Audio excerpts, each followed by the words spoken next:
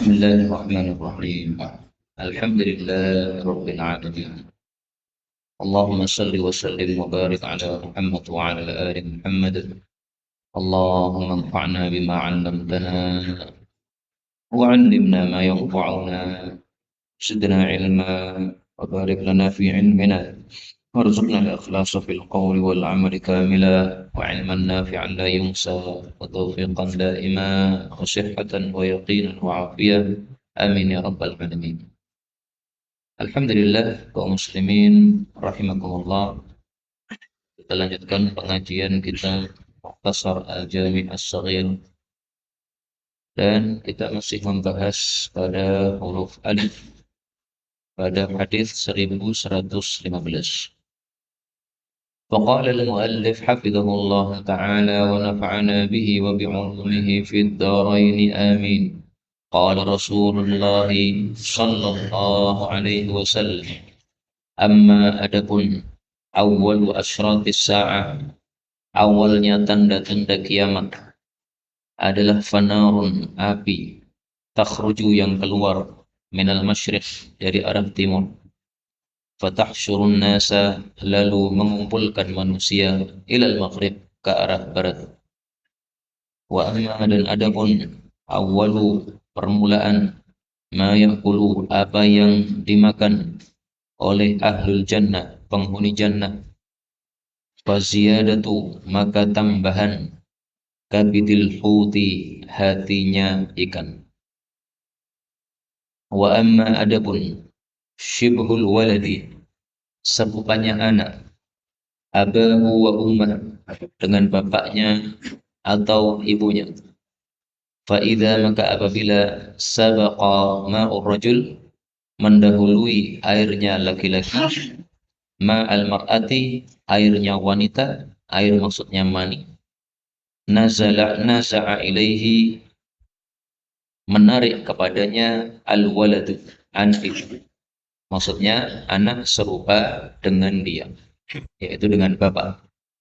Wa idza, dan apabila sabaqa, mendahului, ma'ul mar'ati, air maninya wanita, ma'ar rajuli, terhadap air maninya laki-laki, yaitu suaminya, naza'a ilaiha, maka si anak tadi mencabut kepadanya, maksudnya serupa dengan ibunya.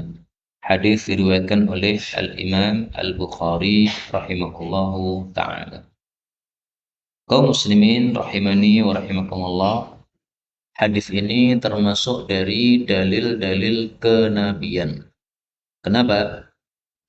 Karena kasus hadis ini adalah seorang sahabat Nabi SAW, mantan ahli kitab.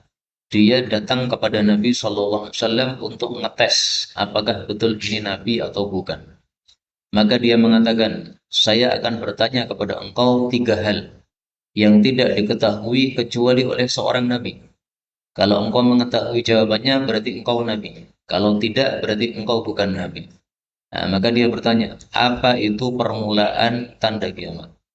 Apa itu permulaan yang dimakan oleh penghuni jannah ketika masuk jannah? Kemudian kenapa anak itu kadang-kadang serupa dengan bapaknya, kadang-kadang serupa dengan ibunya? Ini 3 pertanyaan tidak ada yang tahu selain Nabi. Maka Rasulullah SAW menjawab dengan sangat gamblang. Tanda kiamat yang pertama adalah api keluar dari arah timur. Ini belum muncul. Karena yang dimaksud asyratus sa'ah di sini, tanda kiamat, adalah tanda-tanda kiamat besar. Karena tanda kiamat ada 3 macam. Ada tanda kecil, ada tanda sedang, ada tanda besar. Tanda besar maksudnya adalah tanda yang apabila tanda-tanda besar itu muncul, maka sebentar lagi akan betul-betul jadi kiamat. Nah, ini tanda besar, permulaannya adalah api yang keluar dari arah timur, mengumpulkan manusia ke arah barat. Jadi manusia di bumi nanti akan dikumpulkan oleh Allah sebelum hari kiamat. Mahsyar bumi. Maka mahsyar ada 2 kali. Ada mahsyar akhirat, ada mahsyar bumi. Nah, mahsyar di sini maksudnya mahsyar bumi. Kemudian beliau mengatakan, kalau ahli surga masuk surga, maka pertama yang dimakan adalah tambahan hatinya ikan. Jadi hatinya ikan, di bagian ujungnya ada tambahan kecil. Nah, tambahan ini sangat lezat sekali. Nah, maka tambahan ini akan dipotong, kemudian akan dijadikan sebagai hidangan untuk ahli surga. Nah, ahli surga jumlahnya kan sangat banyak. Hidangannya adalah tambahan hatinya ikan. Berarti ikannya seberapa ini nggak ngerti. Ikannya sangat besar sekali di hadapan Allah Subhanahu wa Ta'ala. Wallahu alam ikan apa ini. Dan dari sinilah para ulama mengatakan disunahkan orang yang menyembelih korban. Pertama kali yang dimakan bukan dagingnya, tetapi apa? Hatinya. Kenapa? Supaya serupa dengan penghuni surga. Dan ini termasuk sunnah yang mungkin jarang dilakukan. Karena itu sebisa mungkin kita melakukannya. Imam Zuhri mengatakan minas sunnah, termasuk sunnah Nabi Sallallahu Alaihi Wasallam, bahwa seseorang yang menyembelih korban maka dia makan hatinya. Kemudian kalau anak serupa dengan bapak, itu gara-gara air maninya bapak mendahului. Kalau anak serupa dengan ibu, itu gara-gara air maninya ibu mendahului. Nah, mendahului di sini maksudnya apa? Diperselisihkan oleh para ulama. Ada yang mengartikan sesuai zahirnya. Mendahului artinya keluar duluan. Berarti kalau keluar maninya bapak duluan, mirip dengan bapak. Kalau keluar air mani ibu duluan, berarti mirip dengan ibu. Tapi pendapat yang lain mengatakan sabaqo di sini maksudnya ghalaba, ya, lebih dominan. Air mani perempuan lebih dominan, maka anak mirip ibu. Air laki-laki lebih dominan, berarti anak mirip dengan bapak. Wallahu a'lam bishawab. Bagaimana kalau ada seorang anak tidak mirip bapak, tidak mirip ibu? Bisa nggak? Bisa. Karena bisa mirip dengan nenek moyangnya yang di atas. Sehingga tidak ada masalah. Seorang bapak putih, ibunya putih, kemudian anaknya hitam. Nggak ada masalah. Ini bisa jadi naik ke atas sana ada yang kakek-kakeknya yang hitam. Nah, setelah Nabi menjawab ini, maka sahabat tadi yang asalnya dia ahli kitab, akhirnya dia masuk Islam. Dia mengatakan berarti Anda betul-betul Nabi. Rasulullah kemudian mengatakan, ketika kamu bertanya, saya nggak tahu jawab. Tapi Jibril kemudian turun memberikan wahyu kepada saya. Nah, saya bisa menjawab 3 pertanyaan tadi. Baru saja malaikat Jibril datang dan memberikan jawaban. 116. Amma ahlun nar. Adapun penghuni neraka. Alladzina hum, yang mereka itu adalah ahluha, betul-betul penghuninya. Fa innahum, maka sesungguhnya mereka la yamutuna fiha, tidak mati di dalam neraka, wala yahyaun, dan tidak hidup. Sebagaimana disebutkan dalam surat apa? Al-A'la. La yamutu fiha wala yahya. Coba kita cari surat Al-A'la ayat yang ke-13. Thumma la yamutu fiha wala yahya. Walakin, akan tetapi, nasun, ada manusia-manusia, asabathum, mengenai mereka annar, api neraka, bidunubihim, dengan sebab dosa-dosa mereka. Fa'amatathum, lalu neraka mematikan mereka, imatatan, dengan sebenar-benar kematian. Di sini tertulis amatathum. Sementara riwayat Imam Muslim ini taknya satu, amatahum. Kalau amata itu failnya Allah. Amatahum, Allah mematikan mereka. Kalau amatat taknya dua, ini failnya adalah neraka. Neraka mematikan mereka. Tapi dua-duanya benar. Ada satunya meriwayatkan amata, ada yang meriwayatkan amatat. Jadi jangan diubah, ini sudah benar. Hatta, sehingga idza kanu, apabila adalah mereka fahman, jadi arang, udzina, diizinkanlah bisyafaati, untuk diberikan syafaat. Faji'a bihim, maka didatangkan kepada mereka tobair, beberapa rombongan. Fabuthu, maka mereka ditebarkan ala anharil jannah, pada sungai-sungai jannah. Tsumma qila, kemudian dikatakan, ya ahlal jannah, wahai ahli jannah, afidhu alaihim, tuangkanlah kepada mereka, yaitu air. Fayambutuna, maka mereka pun tumbuh nabatal hibbah, seperti tumbuhnya biji, takunu, yang ada fi hamili, pada tanah yang dibawa as-saili, oleh air bah. Hadis riwayat Muslim sahih. Kalau ada air bah atau banjir, kan bawa tanah kan. Nah, nanti tanahnya di situ ada biji-bijian. Begitu tanahnya sudah mengering, banjirnya sudah berhenti, nah biji yang ada di tanah tadi akan tumbuh kecil, kemudian membesar. Nah, seperti itulah ahli neraka yang kemudian dimasukkan dalam sungainya surga ini, dia akan kembali hidup lagi. Kaum muslimin rahimani wa rahimakumullah. Dari sini kita ambil pelajaran bahwa penghuni neraka dibagi dua. Ada yang penghuni asli, yaitu yang kekal. Ada yang penghuni sementara, yaitu orang-orang muslim. Nah, bedanya antara dua kelompok ini dua. Kalau yang kafir, maka dia kekal. Kalau yang muslim ini, dia tidak kekal. Kemudian perbedaan yang kedua, kalau yang kafir ini, dia tidak hidup, tidak mati. Kalau yang muslim ini, dia masuk neraka, mendapatkan siksa, tapi setelah itu mati. Nah, kalau mati berarti akhirnya tidak merasakan apa? Siksa, karena sudah mati. Mungkin ada yang bertanya, terus apa gunanya dimasukkan neraka kalau mati? Ya gunanya untuk menghinakan. Dimasukkan neraka kan hina, karena bersama orang-orang kafir. Tapi setelah itu kemudian dientaskan oleh Allah, masuk ke dalam surga bersama kaum ini. Nah, inilah akidah Ahlus Sunnah wal Jamaah bahwa ada orang-orang ahli neraka yang kemudian masuk surga. 117. Amma ba'du. Adapun setelah itu, ala ketahuilah ayyuhan nas, wahai para manusia. Fa innama sesungguhnya tiada lain ana saya basyarun manusia. Yushiku nyaris ayatiyani datang kepada saya Rasul Rabbi, utusan pemelihara saya, maksudnya malaikat pencabut nyawa. Faujibu, maka atau faujiba, karena ya tadi ya. Faujiba, maka saya mengijabai. Wa ana, dan saya tarikun akan meninggalkan fikum pada kalian ini dua perkara yang besar. Disebut thaqal karena perkara ini besar atau mulia. Awwaluhuma, yang pertama dari keduanya adalah kitabullah, yaitu Al-Quran. Fihi, di dalamnya al-huda, ada petunjuk, wan nur, dan sinar. Man istamsaka bihi, barang siapa yang berpegang teguh dengan Al-Quran, wa akhadha bihi, dan memegangi Al-Quran, maksudnya mengamalkan, karena adalah dia alal huda, di atas petunjuk. Wa man akhta'ahu, dan barang siapa yang meleset dari Al-Quran, dhalla, maka dia sesat. Fakhudhu bi kitabillahi ta'ala, maka pegangilah kitab Allah Ta'ala. Wastamsiku bihi, dan pegang teguhilah Al-Quran, yaitu diamalkan.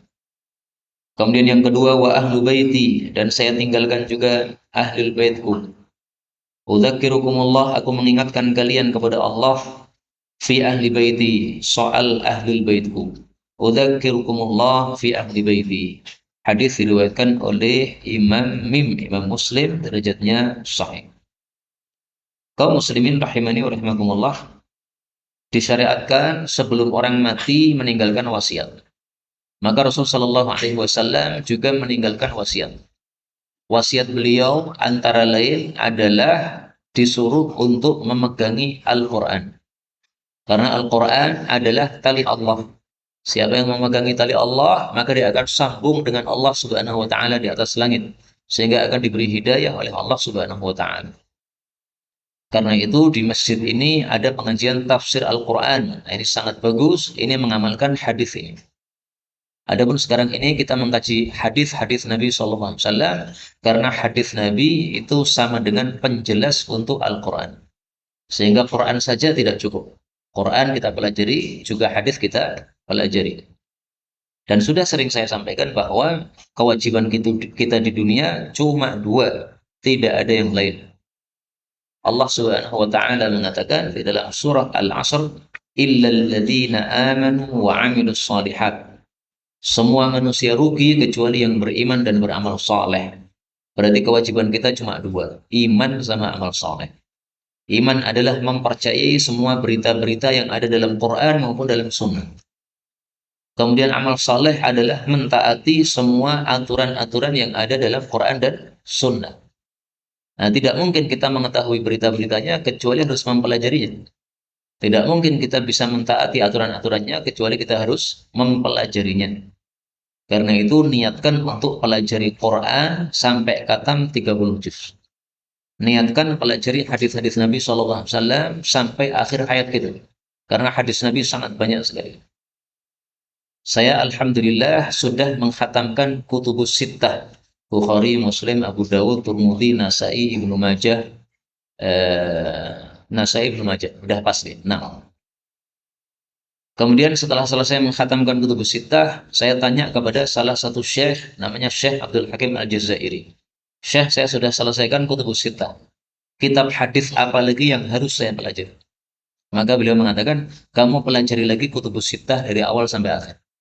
Dan ini nasihat yang sangat bagus. Karena kalau kita menghatamkan satu kitab, tidak mungkin semuanya teringat oleh kita. Pasti banyak yang lepas, yang tersisa sedikit. Nah, maka diulangi lagi, diulangi lagi, diulangi lagi. Nah, maka saya niatkan dalam hati saya mempelajari hadis Nabi sampai mati. Sekarang usia kita berapa? 30, 40, 50, 60. Nah, niatkan semuanya untuk pelajari hadis Nabi sampai mati. Ya, karena inilah tugas kita, yaitu iman dan amal soleh, dan tidak mungkin kita iman dan amal soleh kecuali mempelajari Quran dan hadis Nabi Sallallahu Alaihi Wasallam. Kemudian di sini Rasulullah mengingatkan tentang keluarga beliau, Ahlul Bait. Kenapa? Karena beliau mengetahui dari wahyu bahwasanya orang-orang akan menelantarkan Ahlul Bait Nabi Sallallahu Alaihi Wasallam. Beliau mendapatkan wahyu bahwasanya cucu beliau Husain akan dibunuh oleh umat beliau sendiri. Maka beliau menasihatkan kepada umatnya supaya menjaga hak-hak Ahlul Bait keluarga Rasul Sallallahu Alaihi Wasallam. Mari saya tampilkan dalil bahwasanya Nabi mengetahui bahwasanya cucunya akan dibunuh. Atani Jibril, Jibril datang kepada saya. Fa akhbarani anna ummati, maka dia kabari saya bahwa umatku, yaitu umat Islam, sataqtulu bani hadza, akan membunuh anak saya ini, maksudnya cucu, yakni Husain, yaitu Husain. Wa atani biturbatin min turbatin hamra, Jibril membawa satu tanah yang warnanya merah, yaitu tanah Karbala di mana Husain dibunuh di sana. Ini hadis riwayat Hakim, derajatnya sahih. Nah, maka karena Nabi mengetahui informasi ini dari Jibril, maka beliau katakan, wa ahlu baiti, tolong ahli bait saya dijaga. Kalau kalian mencintai saya, cintai juga keluarga saya. Nah, maka kewajiban kita untuk mencintai ahlul baitnya Rasulullah Sallallahu Alaihi Wasallam. Yang dimaksud ahlul bait di sini siapa? Karena ahlul bait Nabi banyak.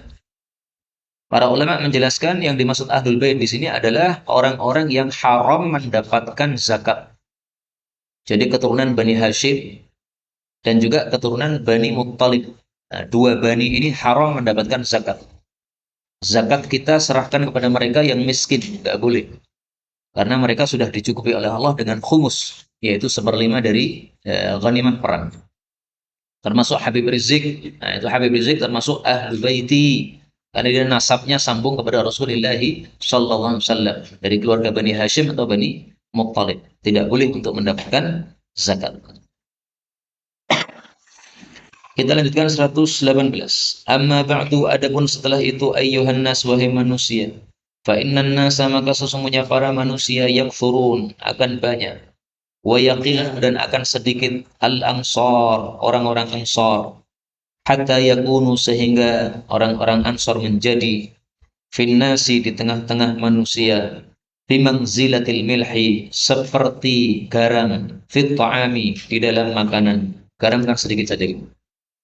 Faman waliya, maka barang siapa yang mengurusi, minkum, di antara kalian, amron, suatu urusan, maksudnya menjadi pemimpin, menjadi khalifah, yadurru fihi ahadan, yang dia bisa memudarati di dalamnya terhadap seseorang, wa yanfa'u fihi ahadan, dan bisa memberi manfaat di dalamnya kepada seseorang. Inilah sifatnya pemimpin seperti itu. Falyaqbal, maka hendaklah dia menerima, min muhsinihim, dari orang yang berbuat baik di kalangan ansar, wa yatajawaz, dan hendaklah dia memaafkan, an musiihim, terhadap orang yang berbuat jelek di antara mereka, yaitu orang-orang ansar. Hadis riwayat Bukhari sahih. Hadis ini menunjukkan fadilah orang-orang ansar. yaitu sahabat-sahabat Nabi yang mereka penduduk asli Madinah, yang mereka memberikan tempat untuk Nabi dan para sahabat Muhajirin untuk tinggal di Madinah. Maka sahabat Ansor, mereka memiliki jasa yang besar. Kalau tidak ada sahabat Ansor yang menampung Nabi dan para Muhajirin, mungkin Islam tidak sampai ke Indonesia. Karena Rasulullah dakwah di Mekah tidak diterima, akan dibunuh oleh kaumnya. Nah, maka ditampung oleh orang-orang Ansor di Madinah. Akhirnya beliau selamat, kuat di sana, mempunyai pasukan, akhirnya bisa mengalahkan orang-orang kafir. Nah, setelah itu Islam disebarkan kemana-mana oleh Rasulullah SAW, termasuk sampai ke Indonesia ini. Maka Islam datang ke Indonesia ini tidak lepas dari jasanya orang-orang Ansor. Sehingga jasa ini perlu dijaga. Maka Rasulullah mengatakan, kalau ada orang Ansor yang berbuat jelek, tolong dimaafkan. Kalau ada orang Ansor yang berbuat baik, maka adalah diterima kebaikannya karena mereka orang-orang yang punya kelebihan. Kaum muslimin rahimani wa rahimakumullah. Orang Ansor mungkin di Indonesia tidak kita temukan karena mungkin tinggalnya di Arab. Apakah hadis ini bisa diterapkan kepada selain mereka? Bisa. Siapapun yang menolong sunnah Rasul Sallallahu Alaihi Wasallam, maka dia punya jasa seperti orang Ansor. Orang Ansor membela Nabi Muhammad Sallallahu Alaihi Wasallam. Nabi sudah wafat, tapi ajarannya masih ditinggalkan. Nah, siapapun membela ajaran Nabi, berarti dia mirip dengan orang-orang Ansor. Sehingga hendaklah kita terima orang-orang tersebut, kebaikan mereka, dan hendaklah kalau mereka salah, itu jangan diungkit-ungkit, tetapi dimaafkan. Maka para ulama kita, para guru kita, mereka sudah banyak menyampaikan sunnah-sunnah kepada kita, sehingga kita jadi paham seperti sekarang ini. Yang dulu Islam di Indonesia mungkin sangat minim sekali, tapi sekarang kita sudah pada paham agama. Nah, ini tidak lepas dari jasa guru-guru kita, jangan sampai kita lupa jasa mereka. Sehingga seorang murid yang misalnya lebih pintar daripada gurunya, tidak boleh dia kemudian sombong menganggap gurunya rendah, tidak. Dia masih tetap punya jasa di atas. Saya punya satu kaidah yang sangat bagus, ini mungkin bisa antum terapkan kaidah ini. Jalis in aradta an ta'rifa khata'a mu'asyaikhika fajalis ghairah. Kalau kamu ingin mengetahui kesalahan gurumu, jadi guru kita kadang-kadang pendapatnya salah, maka silahkan bermajlis kepada ulama yang lain. Ini kaidah saya terapkan dalam mencari ilmu. Maka saya ngaji tidak mau hanya kepada satu orang saja. Saya ngaji kepada banyak kiai. Nah, dari ngaji kepada banyak kiai ini saya tahu, oh ternyata kiai saya yang sana ada kesalahan, yang sana ada kesalahan. Tapi jangan lupa daratan. Kemudian kita menganggap bahwa kita lebih pintar daripada guru kita. Ini bukan sifat yang baik. Siapapun guru kita, meskipun dia ada kesalahan, tetap dia masih lebih utama daripada kita. Karena kita awalnya tidak tahu, diajari oleh guru kita, jadi paham. Saya dulu nggak bisa baca kitab Arab, kemudian masuk di pesantren, diajari oleh kiai saya, jadi paham membaca kitab Arab. Tapi setelah saya ngaji kepada beberapa kiai, saya tahu, oh ternyata guru saya yang di pesantren ada kesalahan. Nah, kesalahan tidak boleh dijadikan sebagai alasan untuk meremehkan mereka. Tidak ada remeh sama sekali. Mereka tetap orang-orang yang lebih utama daripada kita karena mereka punya jasa. Nah, ini pelajaran yang dapat kita ambil dari hadis ini 118 ini.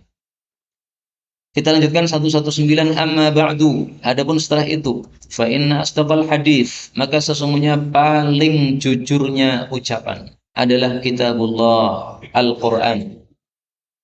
Wa inna dan sesungguhnya afdalal huda, boleh juga dibaca afdalal hadi, paling utamanya petunjuk adalah hadiyu Muhammadin, petunjuknya Nabi Muhammad sallallahu alaihi wasallam. Wa syarra dan sejelek-jelek al-umuri perkara adalah muhdatsatuha, perkara-perkara baru. Wa kullu muhdatsatin dan setiap perkara baru adalah bid'atun, bid'ah. Wa kullu bid'atin dan setiap bid'ah adalah dhalalatun, sesat. Wa kullu dhalalatin dan setiap kesesatan adalah finnar, di dalam neraka. Atatkum telah datang kepada kalian as-sa'ah kiamat. Atatkum pasti datang kepada kalian as-sa'ah kiamat. Baghtatan dengan mendadak. Bu'ithtu saya diutus ana saya was-sa'ah dan kiamat hakada seperti ini. Beliau mengatakan seperti ini sambil menunjuk dua jari ini. Jadi ini beliau, ini kiamat. Atau ini beliau, ini kiamat. Artinya setelah Nabi Muhammad tidak ada Nabi yang lain. Setelah itu apa? Kiamat. Maka Nabi Muhammad SAW adalah termasuk tanda-tanda akan datangnya kiamat. Tapi termasuk tanda kecil. Sabbahatkum akan menyerang pada waktu pagi kalian. As-sa'atu kiamat. Maksudnya hati-hati. Kiamat bisa terjadi pagi hari. Wa masatkum dan menyerang pada sore hari kalian. Ana saya ini aula lebih dekat bikulli mu'minin terhadap setiap orang beriman min nafsih daripada dirinya sendiri. Apa maksudnya? Maksudnya adalah man taraka malan, barang siapa yang meninggalkan harta yaitu warisan, fali ahli maka untuk keluarganya. Wa man taraka dayna dan barang siapa yang meninggalkan hutang au dayaan atau tanggungan keluarga, fa ilayya maka kembalinya kepada saya, wa alayya dan atas tanggungan saya yaitu dari baitul mal, wa ana dan saya adalah waliyul mukminin pengurusnya orang-orang beriman. Hadis riwayat Muslim sahih. Kaum muslimin rahimani wa rahimakumullah, kalimat-kalimat ini salah satu contoh khutbah Rasulullah sallallahu alaihi wasallam. Jadi khutbah Nabi itu tidak panjang-panjang. Beliau menyampaikan sesuai dengan apa yang diperlukan saja. Tidak dipanjang-panjangkan. Maka saya tidak cocok khutbah Jumat 30 menit, itu terlalu panjang. Khutbah Jumat cukup 10 menit, maksimal 15 menit, itu sudah cukup. Rasul Shallallahu Alaihi Wasallam tidak pernah memanjangkan tausiah khutbah Jumat. Kana la yutilul mau'idah. Nabi tidak memanjangkan nasihat yaumal Jum'ah pada hari Jumat. Hadis riwayat Abu Dawud sahih. Maka kata guru kami Syekh Saleh Al-Utsaimin, khutbah Jumat cukup 10 menit. Kata guru kami Syekh Walid Saifun Nasr, khutbah Jumat cukup 6 menit. Ini saya tampilkan foto-foto mereka supaya panjenengan juga kenal siapa guru-guru saya. Syekh Saleh Al-Utsaimin ini Utsaimin. Ini orangnya kalau ceramah Jumat ini cuma 10 menit nih, Pak. Tidak panjang-panjang. 10 menit. Dan khutbah Jumatnya diupload di YouTube setiap hari Jumat. Sehingga selesai ceramah diupload, selesai ceramah diupload. Sebagai contoh bagaimana supaya bisa khutbah Jumat 10 menit. Nah, sholat Jumatnya sekitar 12 menit atau 15 menit. Lebih lama daripada khutbahnya. Syekh Walid Saifun Nasr, beliau mengatakan ketika ditanya khutbah Jumat cukup 6 menit. Tapi fotonya nggak ada di sini. Tapi saya lebih cenderung yang 10 menit. Karena 6 menit mungkin selesai khutbah orang-orang belum datang ke masjid. Karena 10 menit saja kadang-kadang saya sudah turun dari mimbar, masih ada orang-orang yang baru salat sunnah belum selesai. Nah, ini contoh khutbah Nabi, sependek ini. Isinya berapa masalah sih ini? Beliau menyampaikan bahwa sebaik-baik perkataan adalah Quran, sebaik-baik petunjuk adalah sunnah, sejelek-jelek urusan adalah bid'ah. Ini satu masalah. Kemudian beliau mengancamkan tentang kiamat. Ini masalah yang kedua. Kemudian beliau menjelaskan bahwa beliau adalah walinya kaum mukminin. Sehingga kalau ada yang mati meninggalkan utang dan warisannya tidak cukup untuk melunasi utang, maka fa ilayya wa alayya, saya tanggung, kata Nabi SAW. Nah, itu cuma 3 poin saja. Nah, khutbah 3 poin yang nggak akan lama, paling 5 menit atau 10 menit. Ini dijabarkan sedikit bisa 10 menit. Nah, maka tolong sunnah Nabi yang sudah mati ini dihidupkan.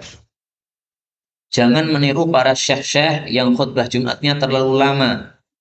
Ada sebagian guru-guru saya, para masyayikh juga, orang-orang Arab, Mereka khutbah Jumat 30 menit, 25 menit. Nah, ini saya nggak cocok sama sekali karena tidak sesuai dengan sunnah baginda Rasulullah Shallallahu Alaihi Wasallam. La yutil, tidak dipanjangkan. Nah, ini contoh-contohnya. Apakah panjenengan pernah nemu khutbah Nabi yang panjang kayak apa? Saya belum nemu sama sekali. Khutbahnya Nabi pada saat terjadi gerhana. Itu dikumpulkan semua riwayat yang ada. Itu juga nggak begitu panjang. Paling-paling kalau kita sampaikan dengan bahasa Arab itu sekitar 10 menit saja. Sehingga tidak perlu panjang-panjang khutbah-khutbah seperti itu. Kemudian yang saya perlu ta'liq di sini adalah kalimat ini. Kullu bid'ah dhalalah. Setiap bid'ah atau perkara baru adalah sesat.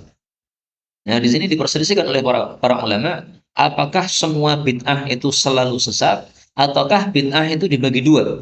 Ada bid'ah yang baik, bid'ah hasanah, dan bid'ah yang jelek, bid'ah sayyi'ah. Mayoritas ulama berpendapat bahwa bid'ah dibagi dua. Sebagian kecil ulama berpendapat bahwa semua bid'ah adalah sesat. Tapi kalau saya perhatikan, ternyata dua pendapat ini sebenarnya bisa dikompromikan. Artinya, apa yang dianggap sebagai bid'ah yang baik, itu menurut kelompok yang kedua tadi, dianggap itu bukan bid'ah. Contoh kayak gini. Di masa Nabi tidak ada pesantren. Kemudian sekarang menjamur di mana-mana pesantren. Kiai seorang alim mendirikan pesantren, ngaji di situ 24 jam tinggal di situ. Apakah ada di masa Nabi seperti itu? Nggak ada pesantren di masa Nabi. Cuma ada tamu datang kepada Nabi, kemudian nyantri di Nabi 20 hari, itu maksimal. Nggak ada pesantren yang seperti sekarang, 4 tahun, 8 tahun, kemudian lulus mendapatkan gelar doktor dan sebagainya. Nggak ada. Nah, apakah seperti itu dianggap bid'ah?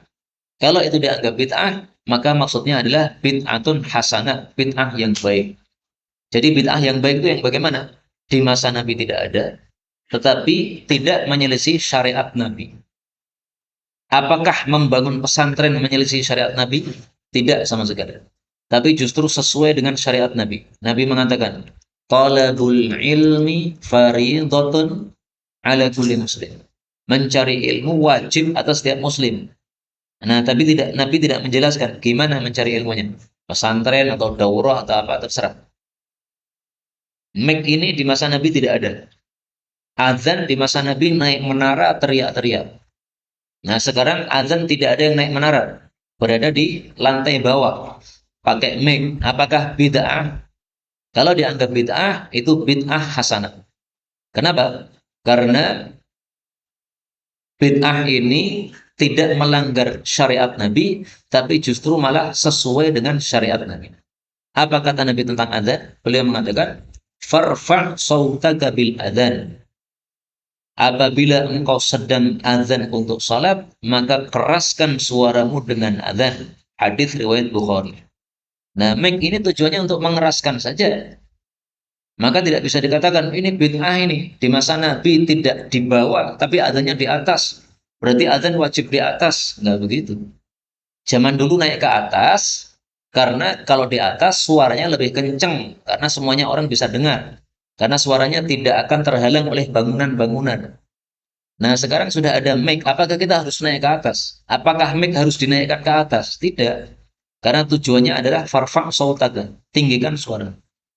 Nah, maka dalam hal ini tidak usah diperdebatkan panjang ya. Ada yang mengatakan semua bid'ah sesat, silahkan. Ada yang mengatakan bid'ah, ada yang hasanah, ada yang sayyi'ah, silahkan. Yang penting paham maksudnya. Yang penting apa? Paham mana yang bid'ah yang sesat, mana yang tidak sesat. Kita lanjutkan 120. Amma ba'du, adapun setelah itu.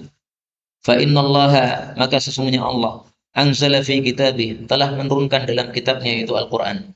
Ya ayyuhan nasu taqu rabbakumul ladzi khalaqakum min nafsin wahidah. Wahai manusia, takwalah kepada Rabb kalian yang telah menciptakan kalian dari satu jiwa, yaitu Nabi Adam alaihi salatu wassalam. Ila akhiril ayat, sampai akhir ayat, yaitu surat An-Nisa. Kemudian Nabi melanjutkan lagi, ya ayyuhalladzina amanu taqullaha wal tanzur nafsum ma qaddamat lighad. Wahai orang-orang yang beriman, takwalah kepada Allah dan hendaklah memperhatikan setiap jiwa apa yang dia dahulukan untuk hari esok. Maksudnya apa yang dia amalkan untuk akhiratnya. Ila qaulih, sampai kalam Allah Ta'ala, humul faizun, mereka adalah orang-orang yang beruntung. Ini surat apa ini? Surat Al-Hasyr. Kemudian Rasulullah mengatakan, tasaddaqu, sedekahlah, qabla, sebelum alla tasaddaqu, kalian tidak bisa bersedekah. Tasaddaqa rajulun, seseorang bersedekah, min dinari, dari dinarnya. Dinar itu uang senilai 4 juta. Tasaddaqa rajulun, bersedekah seseorang itu, min dirhami, dari dirhamnya. Dirham itu zaman dulu senilai 1/10 dari dinar. Tasaddaqa rajulun, bersedekah seseorang, min burri, dari gandum bagusnya. Tasaddaqa rajulun, bersedekah seseorang, min tamri, dari kormanya. Min syairi, dari gandumnya. La tahkiranna, betul-betul jangan meremehkan syai'an, sesuatu, minas sadaqah, dari sedekah, walau meskipun bisyiqqi, dengan separuh tamroh, biji kurma. Hadis riwayat Muslim sahih. Kaum muslimin rahimani wa rahimakumullah, inilah adab di dalam khutbah. Pertama, setelah kita memuji Allah, kemudian sebelum masuk materi, maka dipisah dengan amma ba'du. Jadi amma ba'du itu sebagai faslul khitab, pemisah ucapan. Ucapan khatib pertama adalah muqaddimah, yaitu pujian kepada Allah. Kemudian sebelum masuk inti, maka amma ba'd. Setelah itu, adab yang kedua adalah kita mulai dengan membacakan ayat perintah taqwa. Ya ayyuhan nasu taqu rabbakum, ya ayyuhalladzina amanu taqullaha wal tanzur nafsun. Atau ayat-ayat yang lain. Karena dalam hadis yang lain, Nabi tidak membaca 2 ayat ini, tapi Nabi membaca 3 ayat. Ayat yang ada pada An-Nisa, ayat yang ada pada Ali Imran, ayat yang ada pada Al-Ahzab. Maka boleh 2 ayat ini, boleh juga 3 ayat tersebut. Semuanya pernah dilakukan oleh Rasul Sallallahu Alaihi Wasallam. Dan dari sini kita ambil pelajaran bahwa khutbah Nabi itu antara satu khutbah dengan khutbah yang lainnya tidak selalu sama. Maka sungguh tidak bagus apa yang dipaksakan oleh sebagian orang bahwa khutbah itu harus dimulai dengan 3 ayat tadi. Ini tidak bagus. Karena Rasulullah saja khutbahnya tidak selalu pakai 3 ayat tersebut. Ali Imran, An-Nisa, Al-Ahzab. Termasuk, mohon maaf, Syekh Al-Albani rahimahullah, itu termasuk yang berpendapat khutbah dimulai dengan 3 ayat itu terus menerus. Nah, itu malah tidak sesuai sunnah. Kalau mau sesuai sunnah, maka diubah-ubah. Kadang membaca 3 ayat tadi, kadang membaca 2 ayat ini, kadang juga tidak membaca 2 ayat ini. Yang penting ada perintahnya untuk takwa kepada Allah Subhanahu wa Ta'ala. Sama dengan orang-orang yang suka, mohon maaf, yang rambutnya gondrong mengatakan bahwa inilah sunnah Nabi, rambut gondrong. Itu perkataan yang salah. Karena Nabi juga pernah gondrong, tapi juga pernah pendek. Sehingga yang paling utama gimana? Ya kadang-kadang gondrong, tapi lebih seringnya pendek. Karena Nabi lebih sering pendek. Nah, orang-orang yang mengatakan bahwa sunnah Nabi itu gondrong, yang tidak gondrong nggak sunnah Nabi, itu karena membaca hadisnya belum selesai. Nah, mirip dengan ini tadi. Ya. Atau mirip dengan seorang imam yang dia mengimami sholat selalu membaca surat At-Tin. Ketika dia tegur, kenapa Pak At-Tin terus? Dia mengatakan, loh ini sunnah Nabi. Saya membaca hadis Nabi itu ngimami pakai surat At-Tin. Padahal Nabi ngimami surat At-Tin itu tidak setiap hari. Nah, dia ngimami setiap hari dengan baca At-Tin, katanya menghidupkan sunnah. Ini salah paham seperti. Nabi itu nggak setiap hari surat At-Tinnya. Ini malah bikin jamaah jadi bosan nih. Mesti At-Tin, pakai mesti At-Tin mana ya.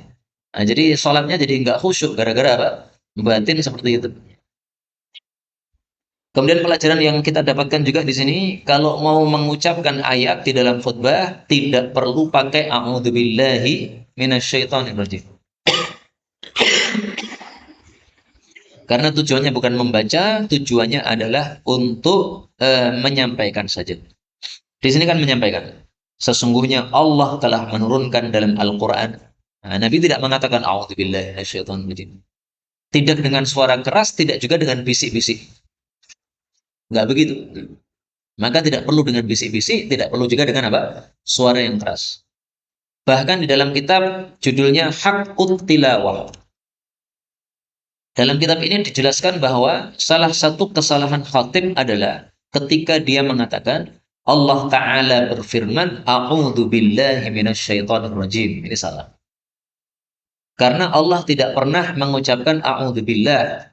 Aku berlindung kepada Allah. Berarti Allah perlu perlindungan. Enggak, Allah enggak pernah perlu perlindungan sama sekali. Ini satu kesalahan.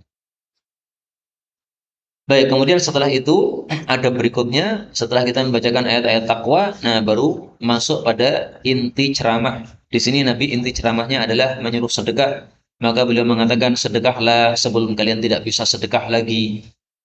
Apa maksudnya sebelum tidak bisa sedekah? Yaitu sebelum datangnya tanda-tanda kiamat. Kalau sudah datang tanda-tanda kiamat, maka salah satu tanda kiamat adalah harta ini melimpah ruah. Sehingga orang semuanya kaya. Kita bawa sedekah keliling tidak akan dapat orang miskin. Orang miskin kita kasih ini, Pak, saya mengeluarkan zakat. Maka dia menjawab, kalau kemarin kamu bawa, saya terima. Hari ini saya sudah kaya, nggak perlu lagi duit kamu.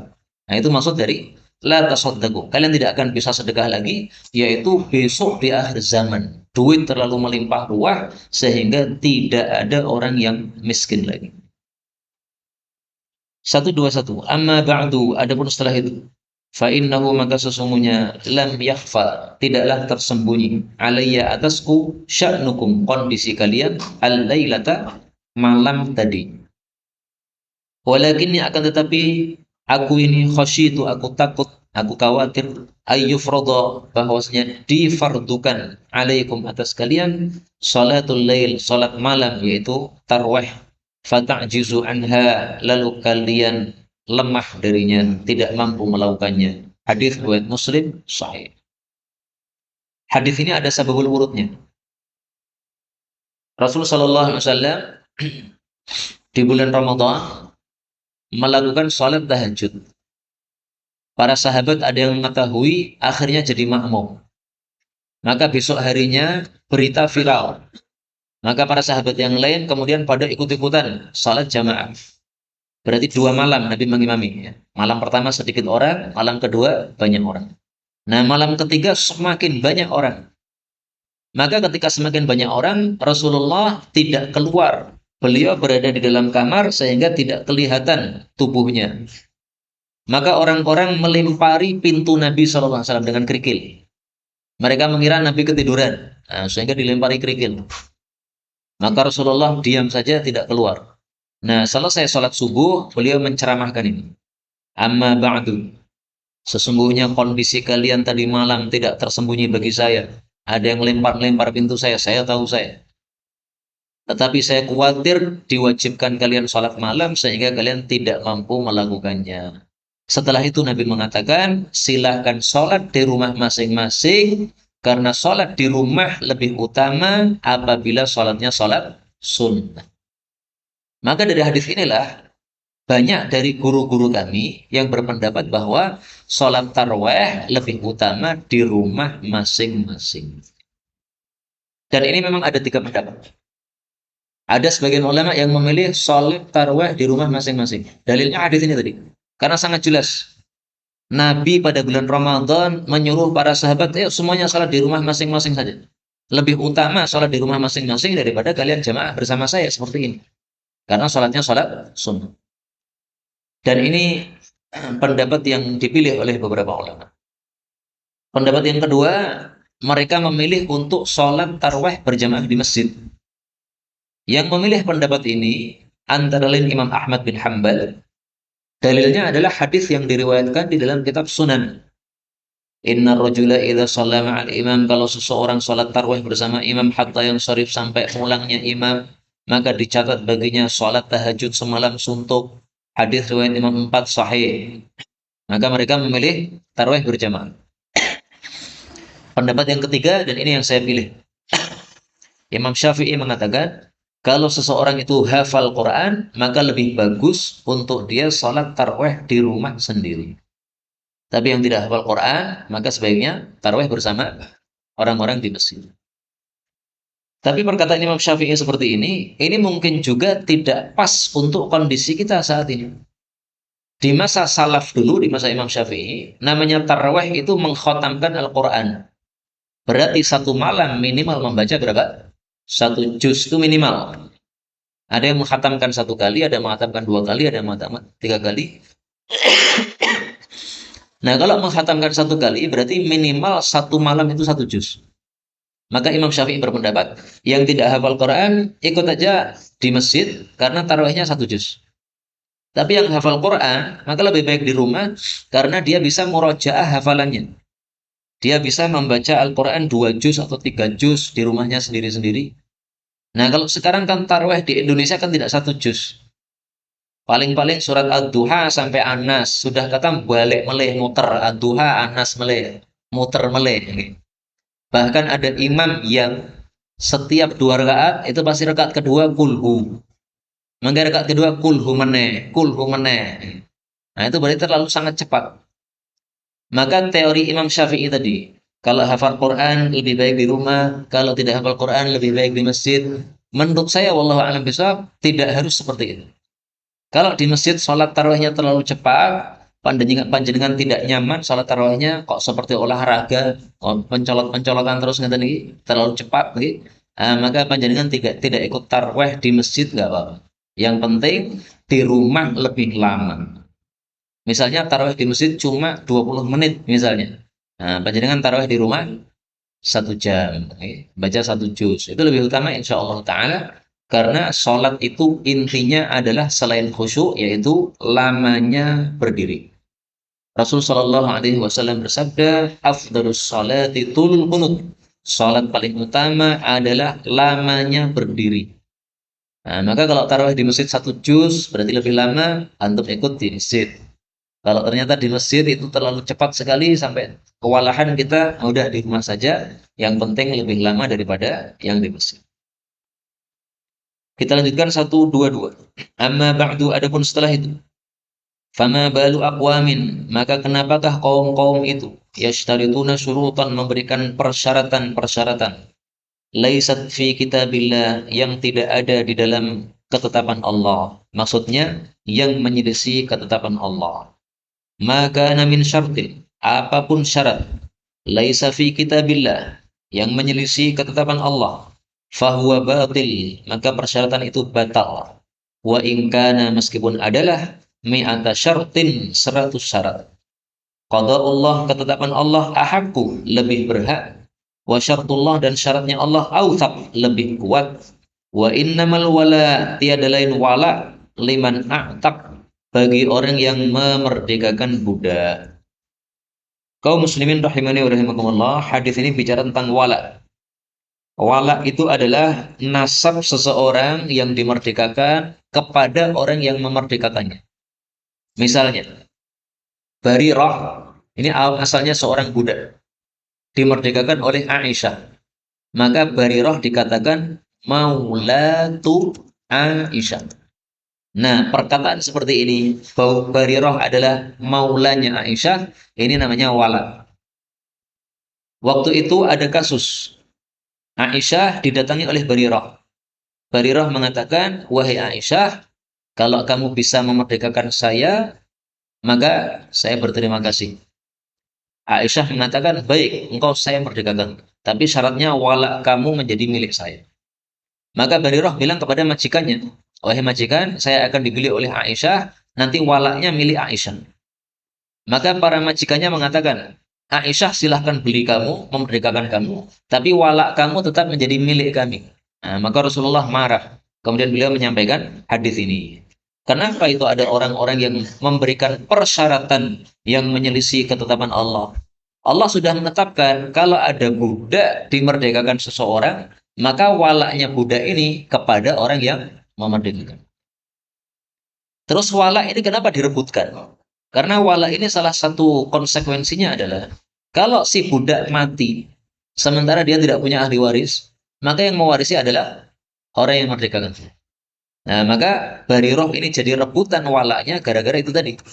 Majikannya tadi mau menjual Barirah, tapi pinginnya nanti kalau Barirah mati tidak punya ahli waris, mereka yang mewarisi Barirah. Nah, ini menentang terhadap syarat yang ditetapkan oleh Allah Subhanahu wa taala.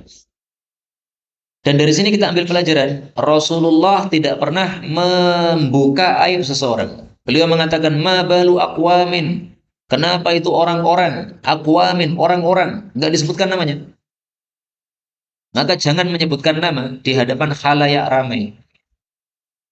Misalnya, saya menggunjing seorang ustadz yang lain di majelis seperti ini. Nggak selayaknya. Kalau dia salah, sebutkan salahnya aja lah. Karena meskipun dia salah, apakah total semua perbuatannya atau ucapannya salah? Kan tidak. Ustadz Somad misalnya, anggaplah pernah salah. Nah, saya menyebutkan kesalahan beliau, nggak usah sebut nama, lebih baik. Tetapi apa? Kita sebutkan kesalahannya saja. Kesalahannya apa? Sehingga tidak menjadi fitnah di antara kaum muslimin dalam hal seperti itu. 1, 2, 3. Amma ba'du. Adapun setelah itu. Fama balul amil. Maka kenapakah pekerja itu? Nasta'milhu. Kami mempekerjakan dia. Fayatina, lalu dia datang kepada kami. Ini maksudnya amil zakatnya. Pekerja amil zakat. Fayaqulu, lalu dia mengatakan, hadza min amalikum. Ini dari pekerjaan kalian.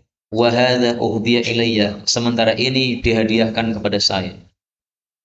Afala qa'ada.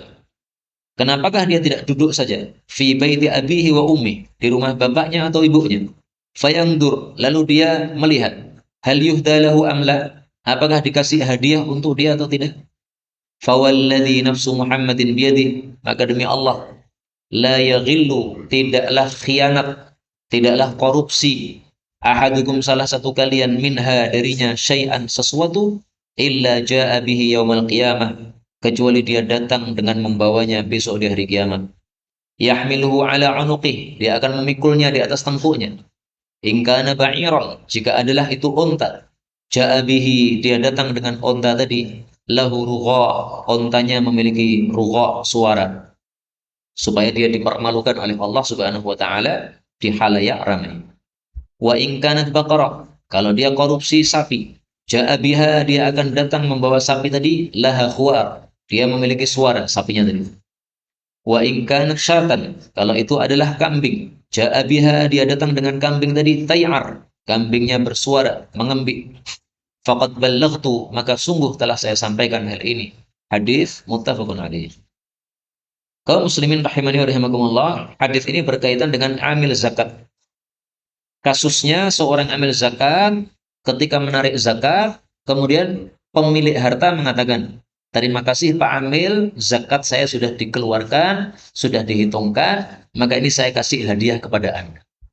Misalnya zakatnya 10 ekor kambing. Nah, dia kasih 10 ekor kambing, ditambahi 1 kambing. Ini kambing 1 hadiah untuk panjenengan. Maka Amil tadi kemudian datang kepada Nabi mengatakan, ya Rasulullah, ini 10 kambing adalah milik Baitul Mal, tapi yang 1 ini milik saya. Ini dihadiahkan untuk saya. Nah, maka Nabi marah. Kenapa itu Amil zakat? Dia mengambil-ngambil sebagian yang diserahkan kepada dia. Coba dia duduk di rumahnya, tidak sebagai amil, tapi duduk di rumah.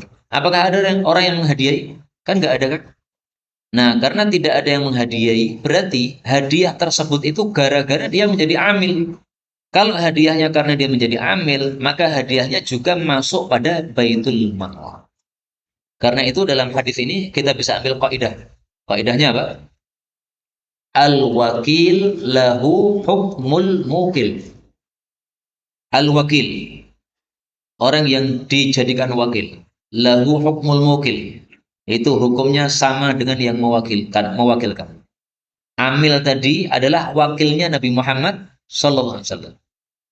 Maka kalau dia mendapatkan hadiah, hadiahnya kembalikan kepada Nabi Muhammad SAW. Sehingga tidak boleh dia mengatakan ini 10 untuk Baitul Mal, ini 1 dihadiahkan kepada saya, nggak bisa. Karena dia sudah digaji. Sama juga kalau saya punya pabrik, kemudian saya punya pegawai-pegawai. Nah, pegawai ini saya tugaskan untuk ngirim barang ke sana, barang ke situ. Nah, ketika dia ngirim barang, kemudian dikasih hadiah oleh toko yang saya kirimi barang tadi. Tidak boleh hadiahnya dia pakai. Harus kembalikan kepada saya sebagai bosnya. Al-wakil lahu hukmul mukil. Kecuali kalau saya mengizinkan. Petugas-petugas saya, kalau kalian dikasih hadiah, silahkan dinikmati. Nah, udah, itu hak dia. Tapi kalau tidak saya izinkan, maka dia makan haram. Kenapa? Karena bukan jatah dia. Andai dia duduk di rumah, nggak ada orang yang ngasih kepada orang tersebut. Nah, ini seringkali dilanggar dalam kasus-kasus seperti itu. Kita lanjutkan 124. Amma ba'du, adapun setelah itu. Fawallahi, maka demi Allah, ini sesungguhnya aku la'atir rajul, sungguh aku memberi kepada seseorang. Wa ada'ur rajul, dan aku meninggalkan orang yang lain. Maksudnya tidak dikasih. Walladzi ada'u, dan yang saya tinggalkan, ahabbu ilayya, lebih saya cintai, minalladzi u'ti, dari orang yang saya beri. Walakinni u'ti aqwaman, tetapi saya memberi kepada kaum-kaum, lima ara, karena apa yang saya lihat, fi qulubihim, pada hati-hati mereka, minal jaza', dari keluh kesah, wal hala', dan ketidaksabaran. Wa akilu, dan saya pasrahkan, aqwaman, beberapa kaum, ila, kepada ma ja'alallahu, apa yang Allah jadikan, fi qulubihim, pada hati mereka, minal ghina, dari kekayaan, maksudnya kaya hati, yaitu qanaah, wal khairi, dan kebaikan, kebaikan maksudnya iman. Minhum, di antara mereka adalah Amr bin Taghlib, sahabat Nabi sallallahu alaihi wasallam. Hadis ini ceritanya, Rasulullah setelah mendapatkan harta yang banyak, maka beliau memberikan kepada sebagian sahabat. Sebagian dikasih, sebagian tidak. Maka sahabat sebagiannya bisik-bisik, ini Nabi kok gak adil nih. Sebagian dikasih, sebagian tidak. Nah, maka Nabi diberi wahyu oleh Allah. Itu ada orang-orang bisik-bisik, kurang ajar itu. Nah, maka Rasulullah kemudian kumpulkan para sahabat, kemudian beliau ceramah. Saya kalau ngasih seseorang, itu karena memang dia imannya belum kuat. Saya kasih supaya imannya tambah kuat. Adapun orang-orang yang tidak saya kasih, itu karena imannya sudah kuat. Dia melakukan jihad sama sekali tidak mengharapkan duit. Dia melakukan dakwah sama sekali tidak mengharapkan harta. Sehingga saya tidak kasih karena saya yakin saya tidak kasih dia tetap Islam, tidak akan meninggalkan Islam. Tapi orang-orang ini yang dia mu'allaf, yang baru saja masuk Islam, masih hatinya masih belum yakin betul dengan Islam, ini saya kasih duit supaya semakin senang dengan Islam, supaya nanti Islamnya semakin kuat. Nanti kalau Islamnya sudah kuat sama juga oleh Nabi, nanti akan ditinggalkan, tidak dikasih. Nah, salah satu yang Islamnya kuat adalah ini tadi, Amr bin Taghlib, sahabat Nabi yang meriwayatkan hadis ini. Ini hadis diriwayatkan dari Amr bin Taghlib. Nah, kata Amr bin Taghlib, ini ucapan Nabi tidak lebih saya sukai daripada dunia dan seisinya. Andaikan saya disuruh milih, menguasai seluruh dunia dengan dipuji Nabi seperti ini, saya pilih dipuji Nabi seperti ini. Kenapa? Karena berarti betul-betul dalam hati saya ada iman yang kuat kepada Allah Subhanahu wa taala. Karena tidak mungkin Nabi memuji kemudian memuji sesuatu yang tidak sesuai fakta, nggak mungkin. Ini pujian Nabi pasti sesuai dengan fakta. Dan dari sini kita ambil pelajaran, bolehnya memuji seseorang di hadapan dia kalau orangnya aman dari ujub. Tapi kalau kita memuji seseorang kemudian kepalanya jadi membesar sehingga pecinya nggak cukup, maka ini nggak boleh. Ini akan membuat kerusakan pada agama dia. Kalau orangnya kuat imannya, maka dipuji pun dia malah benci dengan pujian tadi, tidak suka dipuji-puji, maka orang seperti itu dipuji di hadapannya tidak ada masalah. Kita lanjutkan 125. Ini terakhir pada pertemuan kali ini insyaallah taala, karena hadisnya ternyata panjang-panjang sehingga tidak bisa kita baca beberapa hadis. Amma ba'du, adapun setelah itu, ya ma'syar Quraisy, wahai seluruh orang Quraisy, fa innakum, maka sesungguhnya kalian, ahlu hadzal amr, pemilik urusan ini. Yang dimaksud urusan adalah kepemimpinan, khalifah, Amirul Mukminin. Malam taksullah, selama kalian tidak durhaka kepada Allah. Fa idza asaitumuh, kalau kalian durhaka kepada Allah, ba'atsa, Allah akan mengutus alaikum, atas kalian, mayyalhakum, orang yang menguliti kalian, kama yulha, sebagaimana dikuliti, hadzal qadibu, tangkai ini atau dahan ini. Hadis riwayat Muslim sahih. Jadi Nabi waktu itu ceramah sambil membawa dahan. Beliau mengatakan, wahai orang-orang Quraisy, kalian itu yang berhak menjadi khalifah, berhak memimpin umat Islam. Maka orang-orang Jawa ini tidak berhak menjadi apa? Khalifah. Amirul Mukminin kok Jawa? Nggak ada. Amirul Mukminin itu orang Arab keturunan Quraisy. Tidak semua Arab, tidak. Tapi keturunan Quraisy. Ya ma'syar Quraisy. Jadi ini termasuk syarat sahnya khalifah. Yaitu apa? Orang Quraisy. Kecuali kalau tidak ada orang Quraisy yang memenuhi syarat. Nah, baru orang yang lain menjadi khalifah, nggak ada masalah. Tapi selama masih ada orang Quraisy yang memenuhi syarat sebagai khalifah, maka syarat sah khalifah harus dari kalangan Quraisy. Dalam kasus wafatnya Nabi SAW, para sahabat kumpul untuk mengangkat pemimpin. Maka orang-orang Ansor ada yang usul, udah gini aja, yang jadi khalifah dua. Dari kalangan Ansor ada khalifahnya, dari kalangan Muhajirin ada khalifahnya. Nah, maka Sayyidina Abu Bakar naik mimbar kemudian ceramah. Beliau mengatakan seperti ini tidak sesuai sabda Nabi SAW. Beliau menyampaikan bahwa khilafah itu hanya dipegang oleh orang-orang Quraisy. Maka ini salah satu dalilnya. Fa'innakum ahlu hadzal amr. Yang berhak menjadi khalifah orang-orang Quraisy. Tapi syaratnya ini, malam ta'sullah, selama tidak durhaka kepada Allah Subhanahu wa taala. Dalam hadis yang lain disebutkan, ma aqamuddin, selama orang-orang Quraisy itu menegakkan agama, maka merekalah yang berhak untuk menjadi khalifah. Kalau ada orang Quraisy tidak menegakkan agama, ya tidak berhak menjadi khalifah. Inilah kaum muslimin rahimani wa rahimakumullah, hadis-hadis yang dapat kita pelajari pada pertemuan kali ini. Mudah-mudahan hadis-hadis ini menambah iman kita dan amal kita di hadapan Allah Subhanahu wa taala. Amin ya rabbal alamin. Walhamdulillahi rabbil alamin.